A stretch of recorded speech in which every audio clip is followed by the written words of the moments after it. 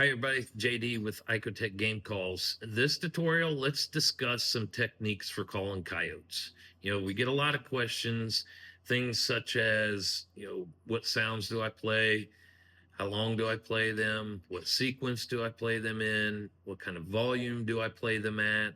So in this tutorial, I'm going to try and answer all of those pertaining to the phase that we're in right now. And that phase is the breeding territorial phase. It's late January, and everybody knows that, coyotes are doing most of their breeding right now.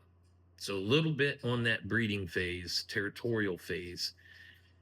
Not all of the coyotes are breeding, okay? The alphas do most of the breeding. The subordinate coyotes join in and do a lot of the defending with the alphas of the territory that they've established to raise their pups in. So that right there is what I'm going to key in on this time of year when I'm calling coyotes, the territorial phase, because I'm calling to all of the coyotes, not just a couple of the coyotes, if that makes sense. So I'm going to run a lot of sounds that are, keying in on that territorial phase. Your howls, your little more aggressive howls, your pair howls, and then the social sounds, the yips, the whines, the squeaks and squeals and growls. And then I'm going to lead into those knockdown, drag out coyote fights at the end of my stands. So basically, I'm going to tell a story with hopes to elicit an approach for the coyotes. So when I set up my caller, I get back to my position. First couple sounds I'm going to play to them will be, a couple lone howls. I don't necessarily pay attention to whether one's a male or a female. I'm just going to present two different coyotes on their turf.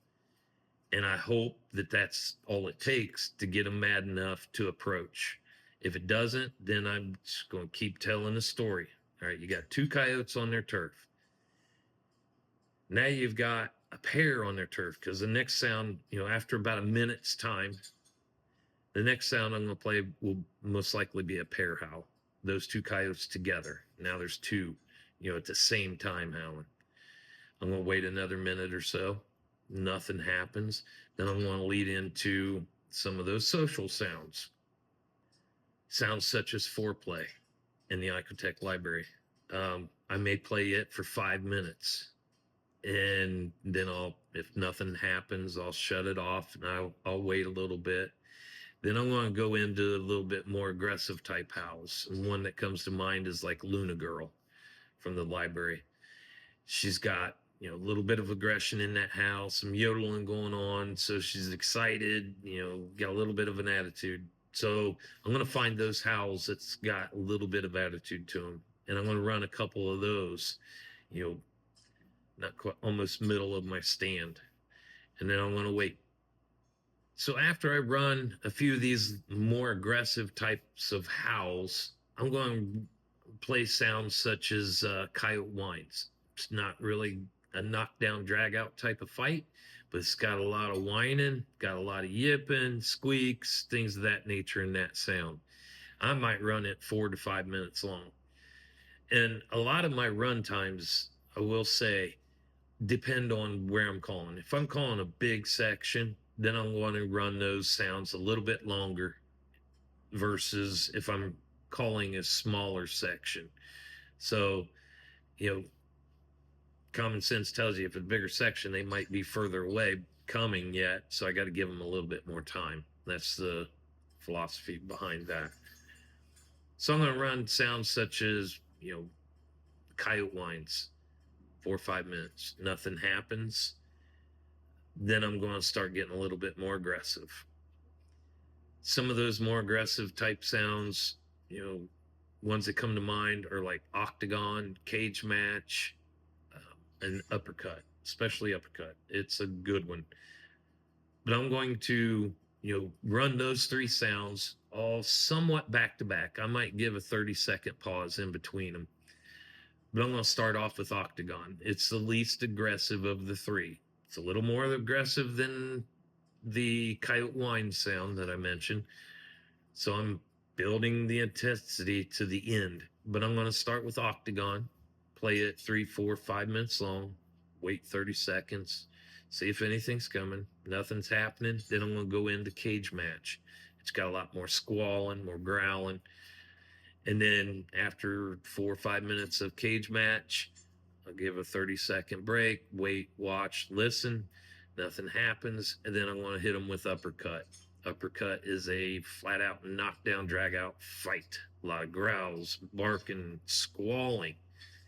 And I'll run it, let it cycle for about 3 cycles, which is approximately a little over 3 minutes in time.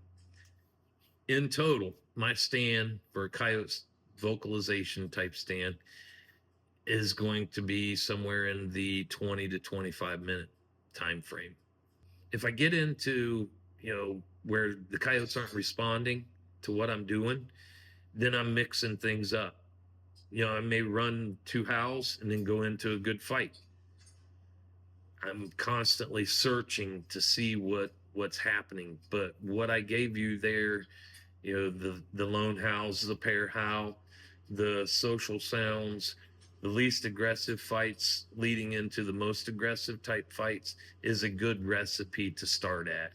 So if those coyotes haven't been called to, one of those 5 is going to most likely get a response, whether it's a vocal or whether it's an approach. When it comes to the vocal responses, we're going to cover those in the next tutorial, so stay tuned for that one. But I would like to say, hopefully what I've given you in this tutorial, helps you become successful, which is going to lead to having more fun with the Icotech products. When it comes to these sounds that I'm mentioning, all of them are available on the Animal Audio app from Icotech.